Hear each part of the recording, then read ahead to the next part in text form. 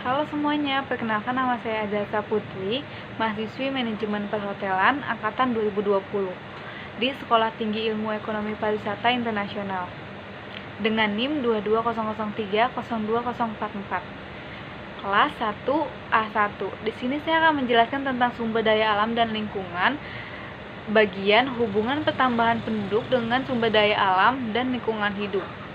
Dalam kehidupan, manusia dengan sumber daya alam senantiasa berhubungan. Hal ini dilakukan untuk mempertahankan eksistensinya. Hubungan tersebut memberikan beban pada sumber daya alam sehingga daya dukungnya berada pada ambang batas. Adanya beban daya dukung terhadap sumber daya alam akibat ledakan penduduk karena manusia yang terus aktif bereproduksi. Lalu ada pengembangan teknologi yang bersumber dari peningkatan kapasitas kemampuan berpikir dan pengembangan metode positif pada diri manusia. Tingkat popularitas tersebut membutuhkan berbagai sarana dan fasilitas pemenuhan kebutuhan hidup, mulai dari pangan, sandang, papan, maupun kebutuhan integratif lainnya. Meningkatkan populasi manusia secara langsung berhubungan dengan terpenuhnya kebutuhan hidup. Pertambahan jumlah penduduk juga berpengaruh dalam perubahan iklim dan berpotensi terjadinya pemanasan global atau yang disebut global warming. Global warming ancaman bagi makhluk hidup bumi dan akan berdampak pada terjadinya disaster seperti kekeringan, badai topan, El Nino, badai siklon tropis, banjir, maupun bencana alam lainnya yang berpengaruh kestabilan fungsi lingkungan sebagai sumber daya. Lalu, menurut Dahlan, pada tahun 1995 menegaskan bahwa lingkungan dapat diartikan sebagai segala sesuatu yang berada di sekitar kita.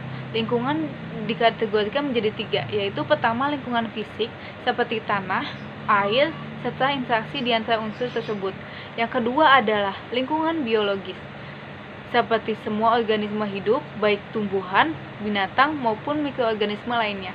Lalu yang ketiga adalah lingkungan sosial. Itu meliputi interaksi manusia dengan sesamanya, seperti kita yang sekarang ini. Ketiga lingkungan tersebut juga saling berkomunikasi atau saling bertautan.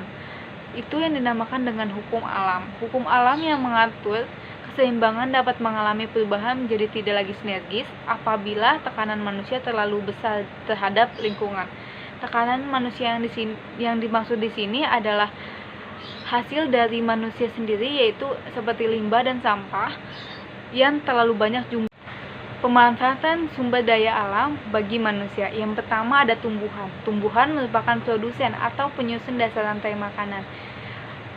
Tumbuhan juga bermanfaat sebagai penghasil oksigen bagi manusia. Yang kedua, mengurangi polusi udara. Yang ketiga, sebagai pencegah terjadinya erosi, tanah longsor, dan banjir.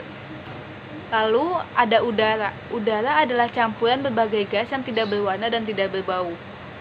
Udara bermanfaat untuk kita bernafas. Yang kedua, sebagai pembangkit tenaga listrik angin dan sebagai kebutuhan hidup kita sehari-hari. Yang ketiga, ada hewan. Hewan dapat berupa hewan liar maupun hewan yang sudah dibudidayakan. Hewan bermanfaat untuk sebagai pembantu kerja berat manusia seperti kuda dan kerbau. Lalu juga sebagai penghasil pangan seperti unggas dan sapi. Lalu ada air. Air kebutuhan utama makhluk hidup dan bumi sendiri didominasi oleh wilayah perairan. Air bermanfaat untuk kehidupan kita sehari-hari. Air merupakan kebutuhan penting untuk kita sebagai manusia. Hubungan antara pertambahan penduduk dengan lingkungan hidup. Yang pertama, meningkatkan jumlah penduduk dapat menyebabkan kerusakan lingkungan asal dari sumber daya alam. Yang kedua, penduduk yang terlalu banyak akan menyebabkan penggunaan sumber daya alam yang berlebihan, sehingga sumber daya alam tidak dapat diperbarui. Yang ketiga, penduduk yang terlalu banyak akan menyebabkan polusi yang mencemari sumber daya alam. Lalu, ada kependudukan dan lingkungan hidup. Yang pertama, masalah kesempatan kerja bagi penduduk yang terus bertambah setiap tahunnya. Yang kedua, ada masalah pertambahan angkatan kerja dan kesukaran atau hambatan dalam bidang pengembangan industri sehubungan dengan pertambahan angkatan kerja tersebut. Yang ketiga, ada masalah pengadaan dan permintaan akan bahan-bahan dasar seperti kayu, bahan-bahan mineral, dan bahan-bahan tersebut bila penggunaannya berlebihan dikhawatirkan akan merugikan generasi kita yang akan datang. Lalu ada 4, masalah-masalah pembiayaan, penentu arah, dan pola pendidikan. Riset dan pengembangan teknologi yang sangat berbeda antara negara satu dengan negara yang lain. Kesimpulan, lingkungan hidup merupakan sumber daya alam atau kekayaan alam yang sangat dibutuhkan oleh manusia untuk memenuhi kebutuhan hidup yang jumlahnya sangat terbatas.